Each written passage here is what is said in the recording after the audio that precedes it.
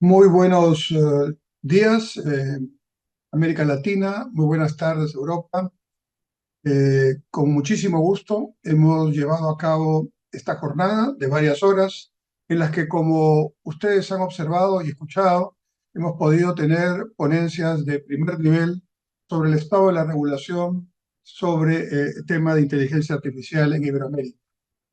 Este evento, este webinar, es producto de un trabajo que ya lleva varios años entre la Universidad de Barcelona, y está Eduardo López Román representándola, ¿no? Y la Universidad Nacional Mayor de San Marcos, la Decana de América, que forman parte de un conjunto de actores que participa en el Foro Iberoamericano de Derechos Digitales, foro al cual invitamos a todos a participar, unirse, porque esto tiene que ser un trabajo permanente, sostenido y cada vez más pluridisciplinario, absolutamente global, ¿no? Por el momento estamos trabajando a nivel de Iberoamérica, pero seguramente los pasos que daremos más adelante implicarán ya contactos con otras regiones para que en algún momento el foro iberoamericano se convierta en el foro global vinculado a derechos digitales.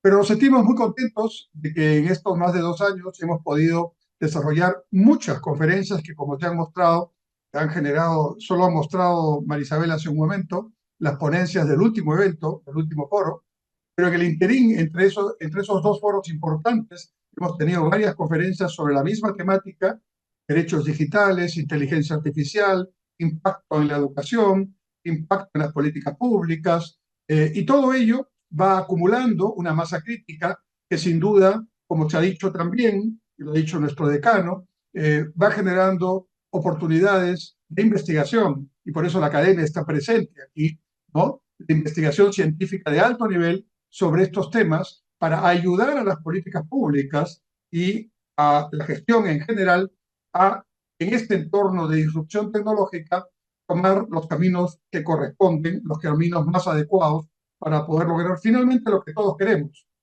que estas tecnologías y este cambio disruptivo sirva a las personas, sirva a nuestros ciudadanos, porque para eso son. Tecnologías y sus cambios importantes no son fundamentales en sí mismas, sino son importantes en la medida en que las utilizamos, valga la redundancia, en la medida que utilizamos la inteligencia artificial o inteligencia humana, y por lo tanto la ponemos al alcance del ciudadano. Y entonces me permito, después de haber estado escuchando como ustedes, eh, plantear algunas conclusiones de este evento. Lo primero es que está claro que se está avanzando en el marco normativo y regulatorio, pero es claro también que hay mucha tarea por realizar. De manera que estos trabajos apenas si son el inicio de esfuerzos que tienen que sistematizarse y tienen que hacerse mucho más profundos, mucho más, digamos, amplios en el sentido correcto de la palabra, para lograr que todos podamos intervenir, todos podamos conocer, todos podamos aprender y por lo tanto podamos avanzar de una manera interesante y positiva para nuestras poblaciones. Lo segundo es que los tiempos son claves. Hay claramente diferencias en los tiempos políticos, entre los tiempos políticos, los tiempos regulatorios, los tiempos presupuestales y también los tiempos sociales, que a estas velocidades de tecnologías que nos marcan el microsegundo, ¿verdad? En realidad, pues van a una velocidad mucho mayor que la lentitud, relativamente hablando, con la que avanzan las políticas públicas, los estados, los gobiernos, en sus diferentes dimensiones, para poder entender el problema y para poder tomar, digamos, acciones correspondientes. Lo tercero, claramente, es que esto es un trabajo que sin duda va a tener un periodo largo en el cual vamos a tener que seguir avanzando y progresando en un proceso de también donde cometeremos errores y tendremos que enmendarlos y seguiremos desafiantemente avanzando, y por eso necesitamos políticas de Estado en nuestros países. Es decir, políticas que mantengan los fundamentos del trabajo que se viene realizando, no obstante que cambien democráticamente, por supuesto, los gobiernos y los gobernantes. Y esta es una experiencia, sobre todo para América Latina, que requiere ser repensada, que requiere ser evaluada con mucho detenimiento. Muy fácilmente dejamos las experiencias que se están desarrollando para emprender iniciativas que aparentemente son muy innovadoras, pero que en realidad no han revisado mínimamente lo que se viene haciendo y lo que se puede avanzar de lo positivo que se viene haciendo. En consecuencia, necesitamos políticas de Estado y no solamente políticas gubernamentales. Tercero o cuarto, lo que claramente se observa es que, si bien es cierto, hay una preocupación por lo que la inteligencia artificial no regulada adecuadamente puede producir, también es cierto que se abren expectativas, desafíos y oportunidades muy interesantes, ¿no? Y esto, sin duda, debe ser también motivo no solo de las investigaciones de la academia, sino de la preocupación y la reflexión en el debate público. Tenemos que incorporar en el debate público, en el debate político, en las campañas electorales, estos temas. No son temas que estén muy cerca de los ciudadanos actualmente, porque los ciudadanos están en su vorágine diaria y la política está en una velocidad mucho más lenta. Todavía es una política que tiene muchas de las características, actitudes, instrumentos y tiempos del siglo XX, ¿no? Y el siglo XXI avanza, ya estamos en la tercera década de este siglo y obviamente necesitamos acomodarnos a ese proceso con una mayor actitud y velocidad. Pero claramente, nuevamente, la inteligencia artificial es un medio, no es un objetivo en sí mismo, no es un fin en sí mismo, y por lo tanto debemos utilizarla en el buen sentido de la palabra. Y claro está, esto requiere, como ya he dicho, políticas de Estado, perspectivas de largo plazo, y requiere integración de voluntades, requiere experiencias, casos, requiere comparar situaciones similares que se han producido en diversos países. Y ahí hay una tarea que el Foro Iberoamericano de Derechos Digitales se ha propuesto y esperamos que tanto los actuales integrantes como otros que puedan incorporarse en el tiempo puedan sostener esta tarea de una manera adecuada. Por otro lado, si estamos hablando de regulación, pues la regulación y el Estado tienen que ser también repensados. Dos o tres reflexiones rápidas. La crisis internacional que tuvimos en la economía mundial en 2008, 2009, 2010 fue una crisis que se inició en un mercado hipotecario en los Estados Unidos y luego se difundió al mundo entero por los canales que la globalización plantea.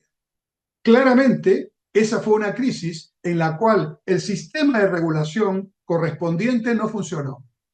Y entonces se emitieron, ¿no es cierto?, unos créditos, se dieron unos créditos que no podían ser pagados y si hubieran sido bien evaluados, eso se hubiera podido evitar. Y sin embargo, el efecto global de esa crisis hasta ahora sigue siendo un problema para muchos países en el mundo. La regulación no es entonces un tema que haya sido avanzado en niveles exitosos con la economía del papel, con la economía analógica, con la economía del siglo XXI. Y entonces, con una experiencia que no puede ser considerada como exitosa en la regulación de sistemas financieros, de sistemas de mercado, cuando abusan de posiciones dominantes, monopolios, oligopolios, abuso de posición dominante en el conocimiento de información privilegiada, etcétera. Si la regulación no ha podido desarrollar esa tarea al punto como de autores como, por ejemplo, el propio Fukuyama o Matsukato o Stiglitz sostienen que debemos pensar en un Estado que esté a la altura de las circunstancias y que resuelva los problemas que no resolvió en la economía analógica, eso ya es un agregado mío, en el contexto de esta economía digital. Entonces los desafíos son grandes, pero al mismo tiempo se generan oportunidades. ¿Por qué? Porque esta capacidad que la inteligencia artificial nos da y que a veces nos asombra y nos asusta, si los estados entienden bien cómo utilizarla y regularla, pueden ayudar a esos estados, hoy fallidos, muchos de ellos, hoy sin duda en discusión de paradigmas, hoy disfuncionales en muchos aspectos, puedan repensarse y puedan transformarse para estar de acuerdo a su principal y única misión desde siempre y que seguirá siendo servir al ciudadano. Podemos discutir muchos aspectos de lo que significa la política pública y realmente vale la pena hacerlo y hay que hacerlo. Pero si podemos resumir en una frase lo que las políticas públicas buscan es mejorar la vida de la gente. y la política y los estados se han alejado de la gente. Bueno, pues la inteligencia artificial nos puede ayudar a acercarnos nuevamente al ciudadano, aunque parezca paradójico.